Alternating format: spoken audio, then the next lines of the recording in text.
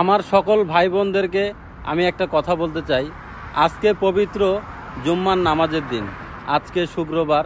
আমরা সকল মুসলিম যারা নামাজ পড়ব, আমরা ইনশাআল্লাহ শুক্রবার জুম্মার নামাজ আদায় করে আমার যেই সমস্ত ভাই বোনেরা বন্যা কবলিত, যারা অনেক কষ্টে আছে, দেখলে প্রাণটা অনেক কান্না করে, দেখলে চোখের পানি ধরে রাখতে পারি না। যারা অনেক কষ্টে আছে আমার ভাইরা, তাদের জন্য আমরা সকল মুসলিম মিলে তাদের জন্য জুম্মার নামাজের পরে দোয়া করব। আমাদের কোনো না কোনো এক মুসলিম ভাইয়ের হাত আল্লাহ কবুল করে নেবে এবং আমার বন্যা কবলিত ভাইদেরকে অনেক সুস্থ রাখবে, অনেক ভালো রাখবে এবং তাদেরকে হেফাজতে রাখবে। আসেন আমরা জুম্মার নামাজের পরে আমরা সকলে মিলে তাদের জন্য দোয়া করি, দু হাত তুলে, মন খুলে, প্রাণ খুলে।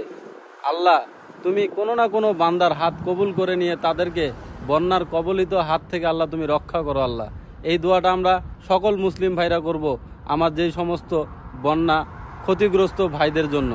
সবাই ভালো থাকবেন, সুস্থ থাকবেন। আসসালামু আলাইকুম।